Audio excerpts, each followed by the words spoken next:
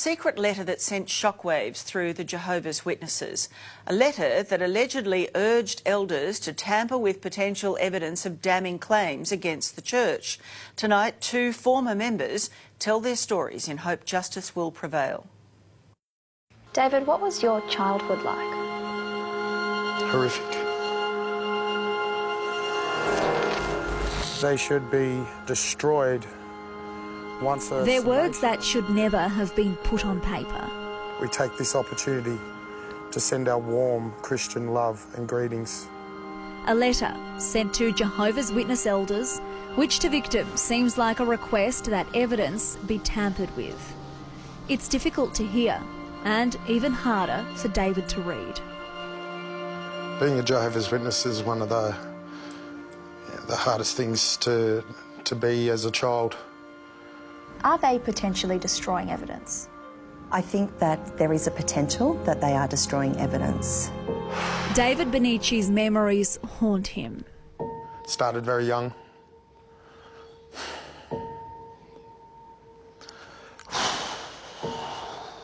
David claims a male relative subjected him to years of physical and sexual abuse. His earliest memory is from when he was just 4.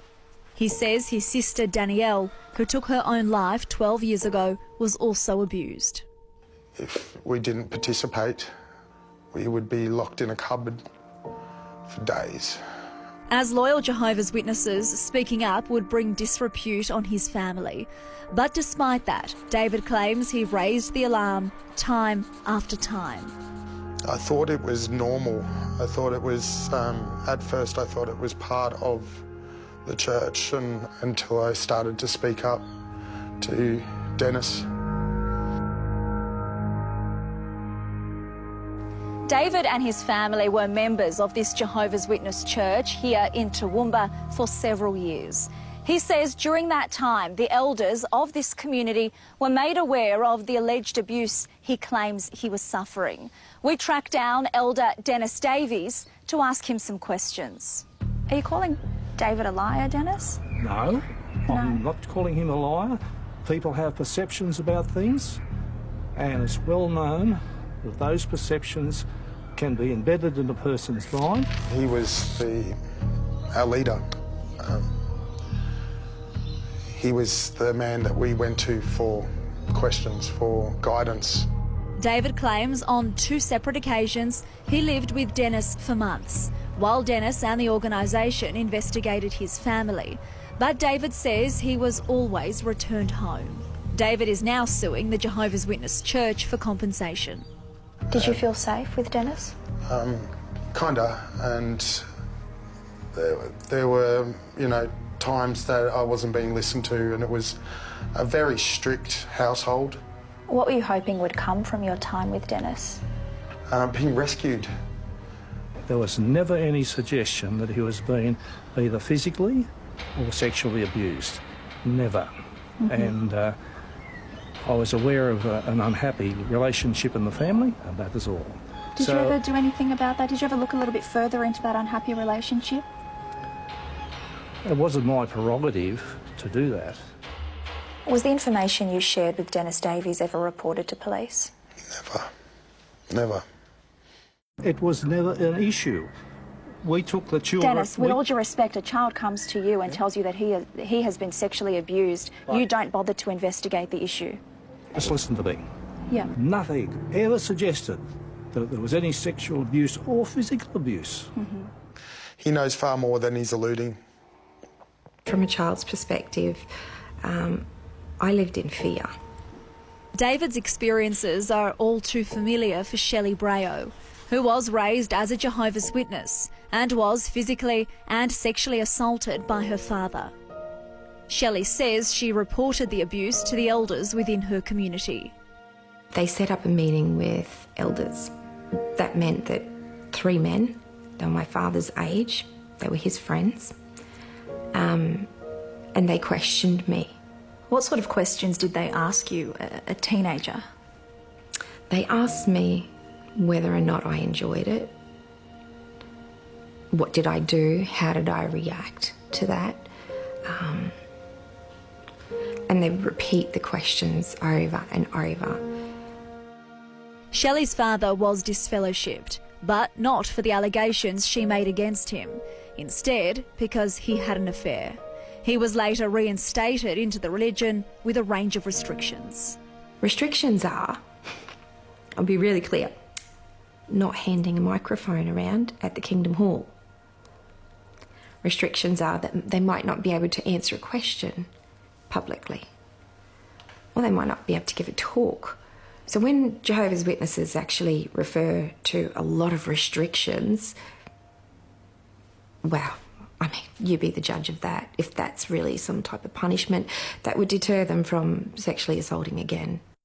The perm was a mistake. Furious at how her case was handled, Shelley walked away from her religion, her family and everything she'd ever known, and went straight to police. She said, Shelley, that's a crime. That's a crime. Natalie Bennett helped Shelley pursue her case against her father, who was eventually convicted of 5 counts of indecent assault and 1 count of attempted rape. Shelley was later one of 2 crucial witnesses who gave evidence against the Jehovah's Witnesses at the Royal Commission into Institutional Responses to Child Sexual Abuse. Today, she's a lawyer and an unsworn employee of Queensland Police. When I talked before about the Judicial Committee meetings with the elders, one of the elders who sat to my right took notes of everything that was going on. Hi, how are you? Natalie got her hands on those notes. Fast forward to the Royal Commission in 2015, the notes were not there. And the notes that were produced at the Royal Commission were a copy of the notes that Natalie had subpoenaed back with the criminal trials. The only reason that evidence was available was because Natalie had made copies. Yeah, they've disappeared. Lisa Flynn, head of the Abuse Law Department at Shine Lawyers, says this letter, obtained by a current affair, is another example of the organisation protecting themselves and their reputation ahead of the laws of Australia and the needs of survivors. We are writing to provide a few general reminders about confidential records. There is generally no need for the notes to be retained. David could be directly impacted by that letter. He does have a fear that that direction will be followed and that evidence that could support his case could be destroyed. This allows each elder to understand how the individual really feels about his wrongdoing, about his relationship with Jehovah, and about his determination to avoid sinning seriously against God in the future. I think that this organisation does see themselves as above the law. Please endeavour to frame this in a positive way, perhaps highlighting some Bible principles that the person has been encouraged to apply more fully.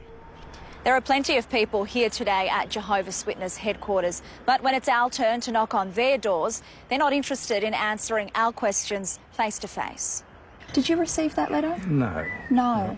Anything in relation to that is available on the website. Part of their foundational beliefs were actually protecting the pedophiles, not the children.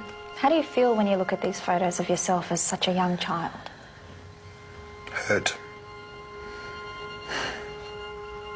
David claims he suffered significant psychological injuries due to the abuse he says he was subjected to as a child. He says he'll never be able to forgive his abuser. I couldn't imagine another young boy growing up like I did and turning out to be like I am now. You can save that kid today. The Royal Commission found many Jehovah's Witnesses' policies and practices were outdated and failed to protect children from abuse. A number of changes were recommended, but we've seen little progress from the organisation. And if you or someone you know needs help, there is support available. Contact Lifeline. The number is on your screen now, 131114. That's 131114.